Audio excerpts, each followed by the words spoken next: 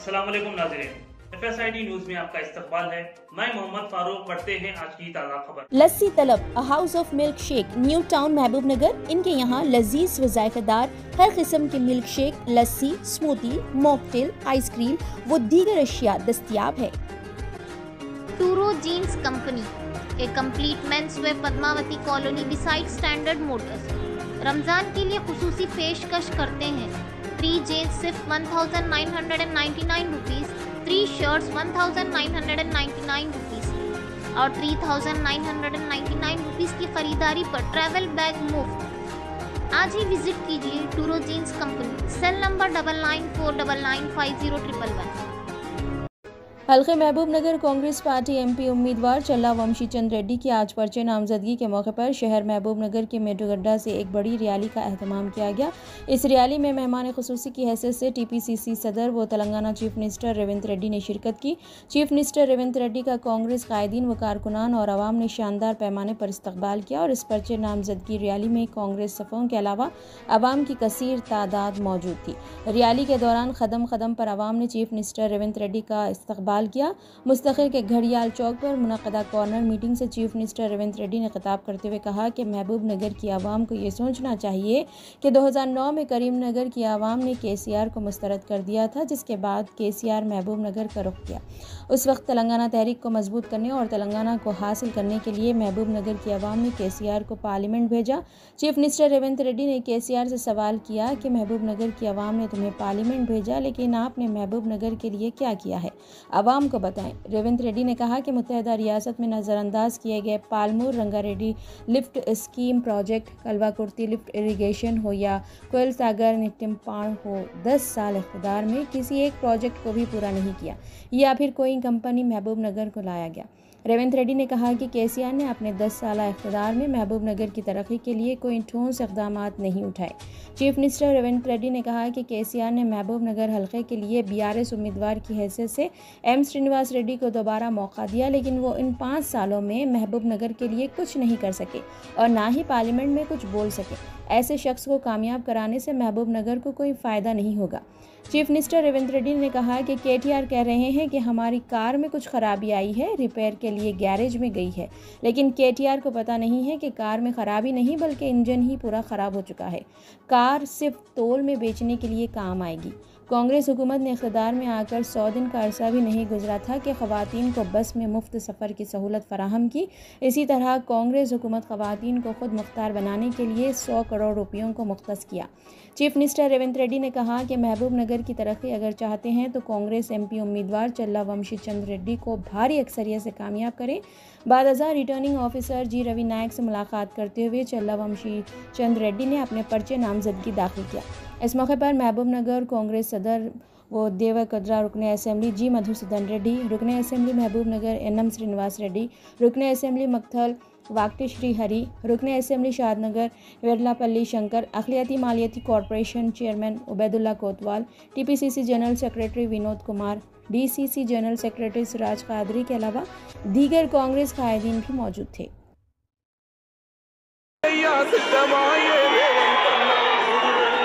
जय कांग्रेस, जय जय कांग्रेस।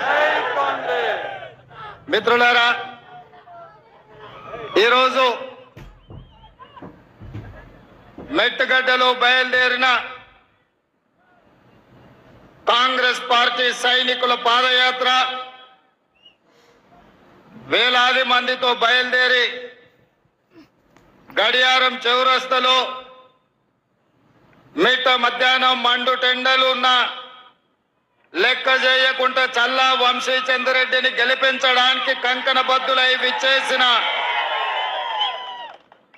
కాంగ్రెస్ పార్టీ కుటుంబ సభ్యులందరికీ కూడా మనస్ఫూర్తిగా ధన్యవాదాలు తెలియజేస్తున్నా. మిత్రులారా,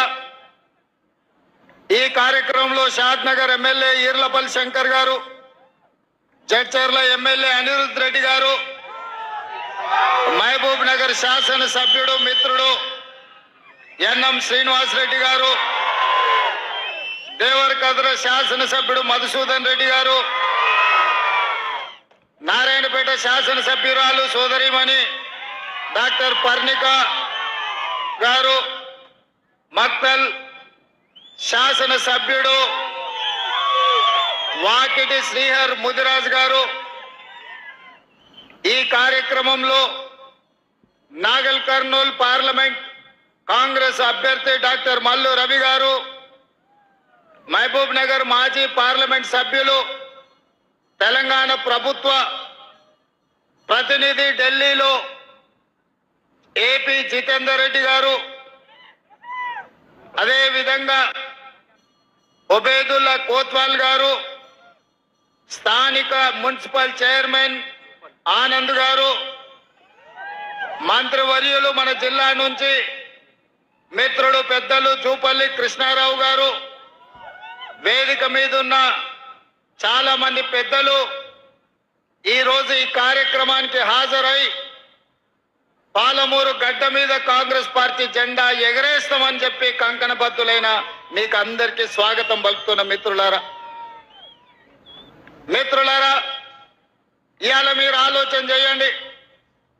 ఆనాడు 2009లో కరీంనగర్ ప్రజలు తిరస్కరించి, కరీంనగర్ ప్రజలు బండకేసి కొడతామని కేసీఆర్ వెంటబడి తరుముతే, అక్కడి నుంచి పారిపోయి పాలమూరుకు వలస వస్తే, మీరందరూ మనమందరం ఆనాడు తెలంగాణ ఉద్యమంలో తెలంగాణ రాష్ట్రం రావాలి, ఆ రాష్ట్రాన్ని సాధించాలంటే పాలమూరు నుంచి కేసీఆర్ ను పార్లమెంటుకు పంపించాలి అని ఆలోచన చేసి, పార్టీలకు జెండాలకు ఎజెండాలకు అతీతంగా ఆనాడు పెద్దలు విఠలరావు గారిని కాదని కూడా చాలా మంది చంద్రశేఖరరావు ఈ పాలమూరు నుంచి పార్లమెంటుకు పంపించారు. నేను ఇవాళ అడుగుతున్నా, ఈ పాలమూరు జిల్లా కష్టకాలంలో ఉన్న నిన్ను, పాలమూరులో ఊరు లేకపోయినా, పార్లమెంటులో నోరు లేకపోయినా, నిన్ను పార్లమెంటు సభ్యుడిగా గెలిపించి పంపిస్తే తెలంగాణ రాష్ట్రం వచ్చింది, వచ్చిన రాష్ట్రంలో మా పాలమూరుకు ఇచ్చిందేంది, నువ్వు తెచ్చిందేంది అని నేను ఈరోజు చంద్రశేఖరరావుని అడుగుతున్నా. చంద్రశేఖరరావు గారు నేను అడుగుతున్నా, ఉమ్మడి రాష్ట్రంలో సమైక్య పాలనలో 60 సంవత్సరాలు ఆంధ్ర వాళ్ళు చెరబట్టి పడావు పెట్టిన పాలమూరు రంగారెడ్డి ఎత్తిపోతలు గాని, కల్వకుర్తి లిఫ్ట్ ఇరిగేషన్ గాని, కోయిల్ సాగర్, భీమా, నెట్టెంపాడు ఏదైనా ప్రాజెక్టులు ఈ 10 ఏళ్లలో పూర్తి చేసినవా? ఏదైనా పరిశ్రమలు మా పాలమూరుకు తీసుకొచ్చినవా? అంతెందుకు ఆనాడు కాంగ్రెస్ పార్టీ అధికారంలో ఉన్నప్పుడు పాలమూరు యూనివర్సిటీ మంజూరు చేసి ఈ ప్రాంతాల్లో ఉన్న తండాలు, దళిత వాడల్లో ఉన్న పేదల బిడ్డలు, బలైన వర్గాల బిడ్డలు చదువుకోవాలి, డాక్టర్లు, లాయర్లు, ఇంజనీర్లు కావాలి, ఐఏఎస్లు, ఐపీఎస్లై రాజ్యం ఏలాలి అని ఆనాడు కాంగ్రెస్ పార్టీ పాలమూరు యూనివర్సిటీ ఇస్తే, అక్కడ చదువులు చెప్పే పంతుల పదవులు 150 ఉంటే 10 ఏళ్ళు 130 ఖాళీలు పెట్టిండు. యూనివర్సిటీ పేరు మీద పంతులు లేకపోతే పిల్లలు చదువుకునేది ఎట్లా అని చెప్పి నేను చంద్రశేఖరరావును ప్రశ్నిస్తున్నా. మా ప్రాజెక్టులు గట్టలే, కృష్ణానది మా పక్కనే పారుతున్నా, మా జూరాల ప్రాజెక్టు పూర్తి చేయకుండా, మా పాలమూరు రంగారెడ్డి ఎత్తిపోతల పథకాన్ని పూర్తి చేయకుండా ఇవాళ మా రైతులు వలసలు పోతుంటే నువ్వు ఆనందంతో నీ రాజ్యం నడుపుకున్నావు తప్ప మాకేమన్నా ఇచ్చినవా? మాకు చదువుకుల్లో సహకరించలే, మాకు ఉద్యోగ ఉపాధి అవకాశాల్లో సహకరించలే, మా ప్రాంతానికి పరిశ్రమలు తీసుకురాలే. మళ్ళీ ఇవాళ పనులు ఇగిలించుకుంటూ వచ్చి మాకు ఓట్లు వేయండి, మేము పనులు ఇగిలిస్తాము, పార్లమెంట్లో పోయి గుర్రు పెట్టి నిద్రపోతామని అంటున్నాడు. నేను ఒక్క మాట అడగదలుచుకున్నా.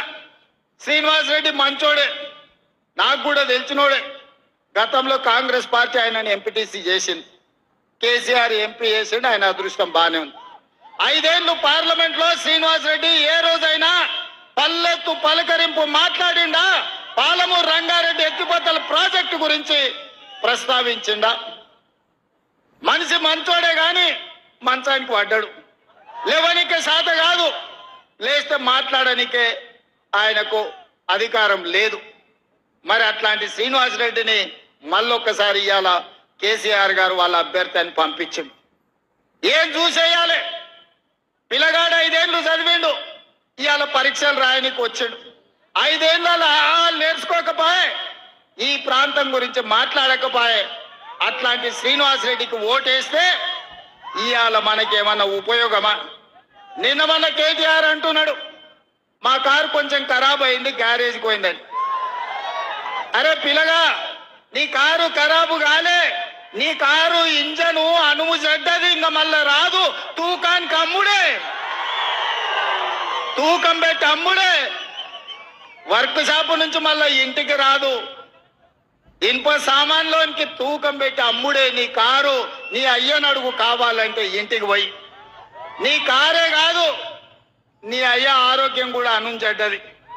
ఎందుకంటే 7 తారీఖు నాడు ప్రమాణ స్వీకారం ఉంటే ఆయననే నీ అయ్య బోర్ల పడ్డాడు, బొక్కలు ఇరిగిన ఇయ్యాలకి నడవలేకపోతుంది.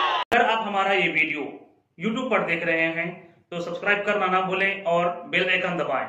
और अगर आप हमारा ये वीडियो Facebook पर देख रहे हैं तो पेज को लाइक करें और फॉलो करें।